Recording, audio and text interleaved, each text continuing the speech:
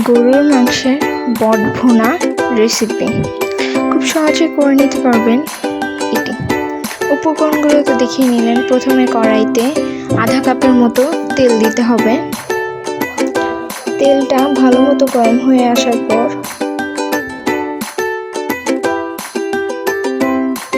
এর মধ্যে 2টা তেজপাতা, 2টা দারচিনি আর 3-4টা এলাচ দিতে হবে। দিয়ে ভালো মতো একটু ভেজে নিতে হবে।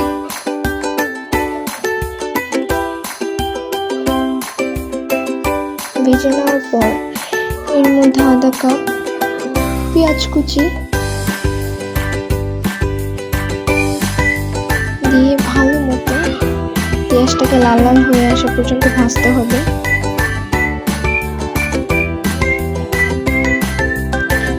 এরপর আদা রসুন বাটা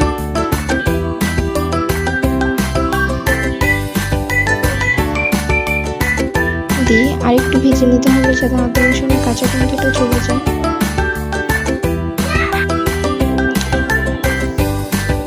তারপর ভেজে নিয়ে এর মধ্যে দিতে হবে জিরা বাটা,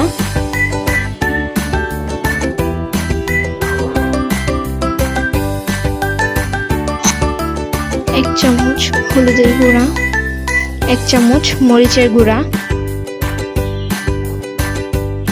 দিয়ে ভালো মতো কষিয়ে যাতে মশলাটা পুড়ে না যায় তার জন্য সামান্য একটু পানি দিতে হবে।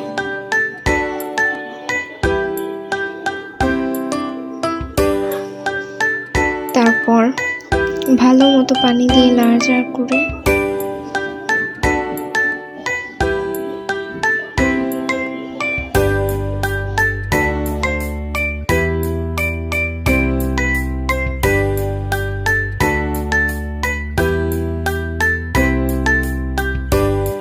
এর মধ্যে গরু মাংসের বটগুলো দিয়ে দিতে হবে। এখানে আধা কেজির মতো বট আছে।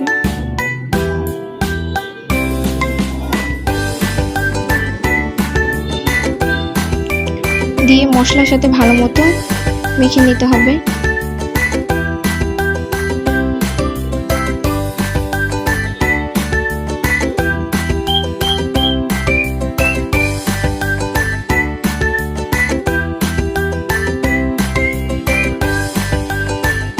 এটা 5 মিনিটের জন্য রেখে দিতে হবে। 5 মিনিট পর এটা থেকে অনেকটাই পানি ছেড়ে দিয়েছে।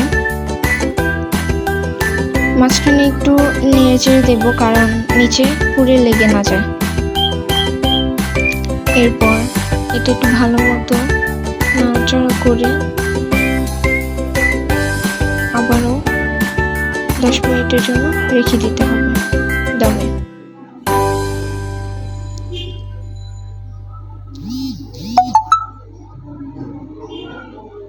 রাখার পর 10 মিনিট পর এটা আবার একটু ভালো মতো নেড়ে দিতে হবে। এরপর 3টে আলু এখানে কুচি কুচি করে কাটা আছে, 3টা আলু দিয়ে দিতে হবে।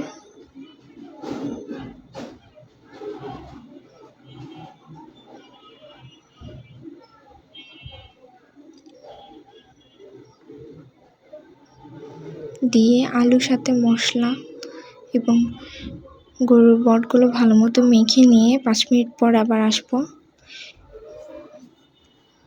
এখানে আমাদের 50% মতো সব কিছুই হয়ে গেছে।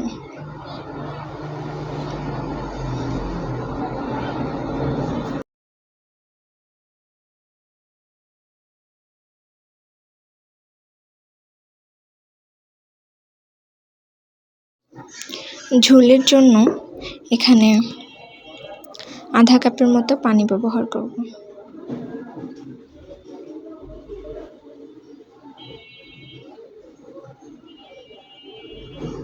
যাতে এটা পুড়ে না যায়।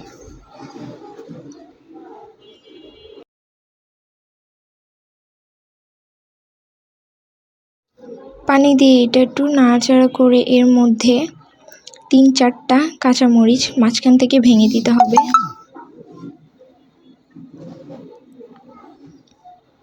ঝালের জন্য আবার একটু নেড়ে 20 মিনিট পর ফিরে আসলাম। 20 মিনিট এটাকে রেখে দিতে হবে। সুন্দর মতো আবার একটু নেড়ে চেড়ে দিচ্ছি।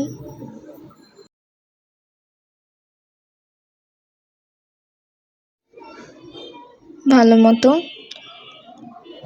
নেড়ে নামিয়ে ফেলতে হবে। এই তো তৈরি হয়ে গেল আমাদের গরুর বট, খুব সহজেই।